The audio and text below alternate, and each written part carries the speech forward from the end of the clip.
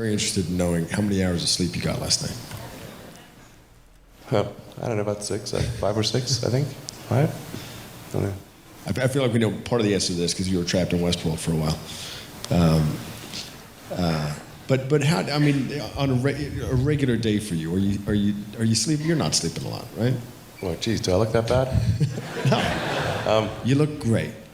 Oh, but we thanks. just imagine with the amount of responsibilities, with the amount of with what you've got going on, do these problems still keep you up at night, or do you think we're on our way to solving them?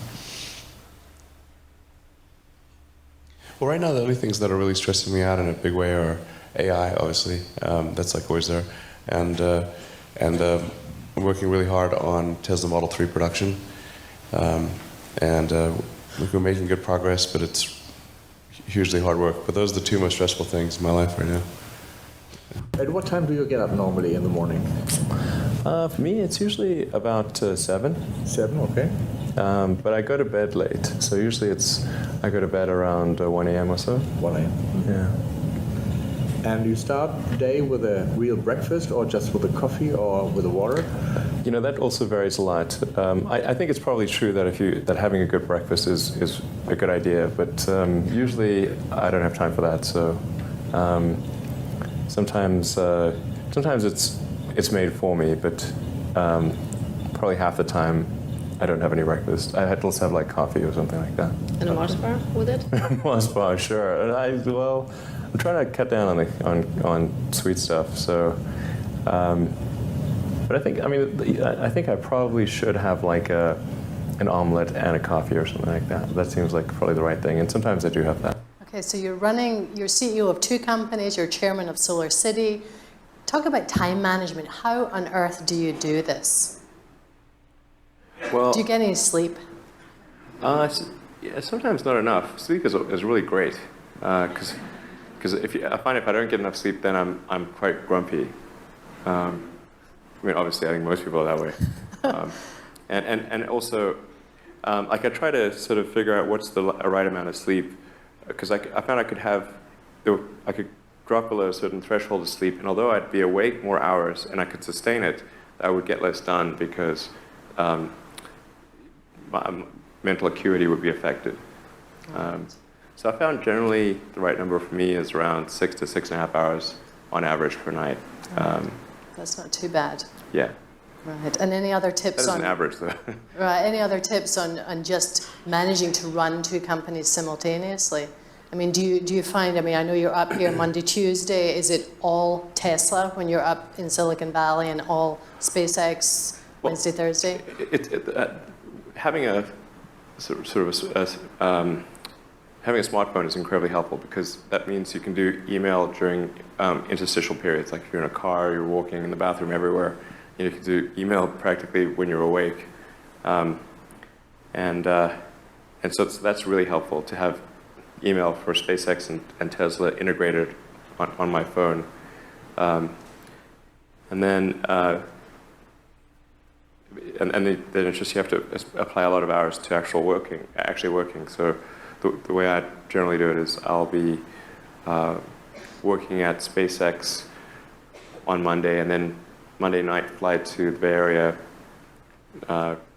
spend Tuesday and Wednesday in the Bay Area, then at Tesla, and then fly back on Wednesday night, spend Thursday and Friday at SpaceX.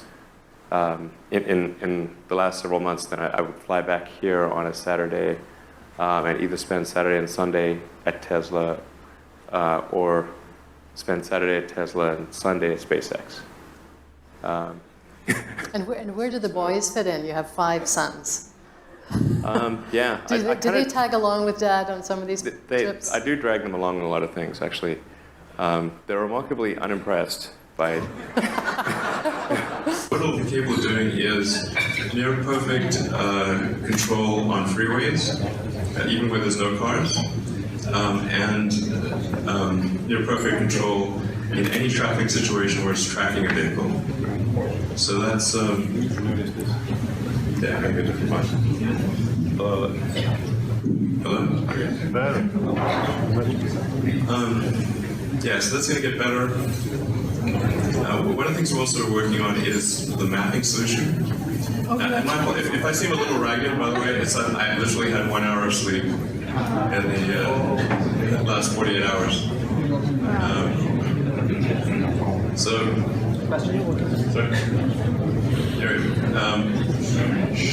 So I think that result is, basically in about 2 years we should have Model 3 plus full autonomy. Yeah, it's really quite transformative. So 3 will have autonomy. What do you mean by all people Yeah. It doesn't work so well in the countryside. The current autopilot does not work on windy roads in the countryside. Really do. What do you mean by full autonomy? Yeah, full autonomy, yes. Without driver? No human intervention required. Okay. More than the Human intervention optional. Probably 2 years, worst case 3 years. That's a different. Regulatory approval is a separate track. But in terms of if it being technologically done, it's in the 2 to 3 year time frame. And then we've got the Tesla Powerwall and Powerpack. Some of them are going to sound like, well, you've heard it before, but it's worth re-emphasizing. I think the first is you need to work, depending upon how well you want to do, and particularly if you're starting a company, you need to work super hard. So what does super hard mean? Well, when my brother and I were starting our first company, instead of getting an apartment, we just rented a small office and we slept on the couch. And we showered at the YMCA, and we're so hot up we had just one computer. So the website was up during the day, and I was coding at night, 7 days a week, all the time.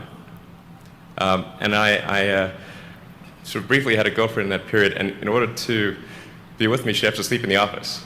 So work hard, like every waking hour. That's the thing I would say particularly if you're starting a company.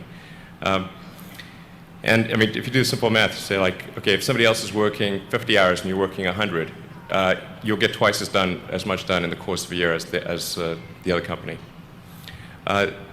The other thing I'd say is that if you're creating a company or if you're joining a company, the most important thing is to attract great people. So either join a group that's amazing that you really respect, or if you're building a company, you've got to gather great people. All a company is a group of people that have gathered together to create a product or service. And so depending upon how talented and hardworking that group is, and the degree to which they are focused cohesively in a good direction, that will determine the success of the company. So do everything you can to gather great people if you're creating a company. Then I'd say focus on signal over noise. A lot of companies get confused. They spend money on things that don't actually make the product better. So, for example, at Tesla, we've never spent any money on advertising. We put all of the money into R&D and manufacturing and design to try to make the car as good as possible. And I think that's the way to go. So for any given company, just can keep thinking about, are these efforts that people are expending, are they resulting in a better product or service? And if they're not, stop those efforts.